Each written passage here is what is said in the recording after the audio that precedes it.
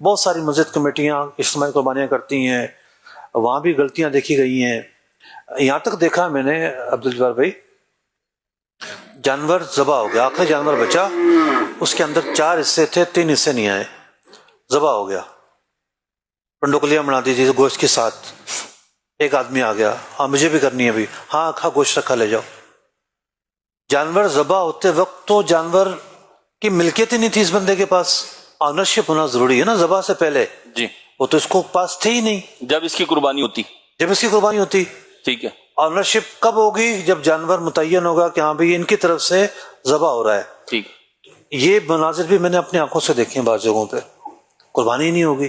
ٹھیک ہے وہ جانور تو حلال ہے، مطلب ذبح ہوا جس طرح عام ایک گوشت کا جانور ذبح ہوتا ہے، قربانی تو نہیں ہوگی. باقی ان 3 لوگوں کا کیا ہوگا جن کی جیسے جنہوں نے قربانی نہیں ہوگی، ان کی بھی نہیں ہوگی. نہیں ہوگی ان کی قربانی بھی. مفتی اس میں ذمہ دار کون ہوگا؟ اگر کوئی شخص اس طریقے سے آیا کہ ایک جانور ذبح ہوا تھا جس میں 4 قربانی کرنے والے تھے اور 3 ایسے حصے تھے جن کا کوئی مالک ان معنوں میں نہیں تھا کہ وہ قربانی کر رہا ہے، عقیقہ کر رہا ہے، اب انہوں نے ذبح کر دیا، تو جو پہلے 4 شامل تھے ان کی قربانی کا کیا حکم ہوگا؟ اور جو بعد میں آیا ہے جس کو گوشت دے کے کہہ رہے ہیں کہ جی ٹھیک ہے لے جاؤ، قربانی تو کسی کی بھی نہیں ہوگی، یعنی ان پہلے والوں کی بھی نہیں ہوگی. بالکل نہیں ہوگی.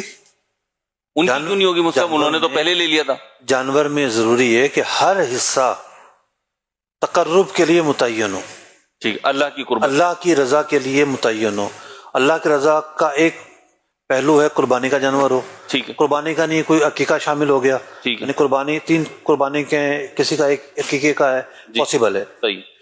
یعنی اس میں عقیقے والا شامل ہو سکتا ہے. کسی نے کہا جی میں اپنے والد صاحب کے اصالہ ثواب کے لیے کر رہا ہوں، یہ بھی ہو سکتا ہے. ٹھیک ہے. تو جو بقیہ حصے ہیں اس میں تقرب کی نہیں تو شامل ہی نہیں ہوئی کسی کی بھی. صحیح ہے. آنرشپ ہی نہیں، خالی رکھے ہوئے تو خالی رکھے ہوئے تھے. صحیح. قربانی کسی کی بھی نہیں ہوگی. اور یہ بعد میں آ رہا ہے بیچارہ جو گوشت لے کے جا رہا ہے، تو صرف یہ گوشت تو لے کے جا رہے ہیں صاحب، اس کی قربانی تو ہوئی نہیں، اب گناہ گار کون ہو؟ وہ جس کے پاس اجتماعی قربانی ہے وہ گناہ گار ہے. سب سے پہلے تو کہ اس نے یہ بھنڈ لگایا ہے، یہ غلط بیانی کی. یہ مطلب اس نے ایک ایکٹیویٹی ایسی کی ہے نا، اس کو آپریشن چلانا نہیں آتا شریعہ گائیڈنس کے مطابق، جی. اس کو اس میں ہاتھ ڈالنے کی کیا ضرورت ہے؟ بھائی دیکھیں اس وقت ایک ذہن کیا ہے، کچھ لوگوں کا ذہن یہ بھی ہے بھائی میرے دوست کے پاس جانور کھڑے ہوئے ہیں، جی.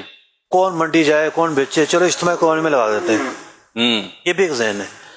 اگر وہ لگا دیتے ہیں تو شرعی تقاضے پورے کر کے لگا دیں، کوئی ایشو نہیں ہے. صحیح. آٹو پارٹ والا ہو یا فرنیچر والا ہو یا لوہار ہو، کوئی بھی ہو. ٹھیک. تو گلی محلوں میں جو یہ کنسپٹ تو گلی محلوں سے نکلا ہے نا، جی. کہ بھائی پڑوسی نے جانور لینے جا رہا ہے تو چلو 2 حصے اس کے ملا لیے، 4 حصے خود کے ملا لیے، 2-3 گھر والوں نے مل کے کر لیا، تو 2-3 افراد مل کے کر لیا. اب یہ گلی محلوں سے نکل کر بڑے لیول پر چلا گیا. شرعی تقاضے پورے کرتے ہوئے کیے جا سکتے ہیں.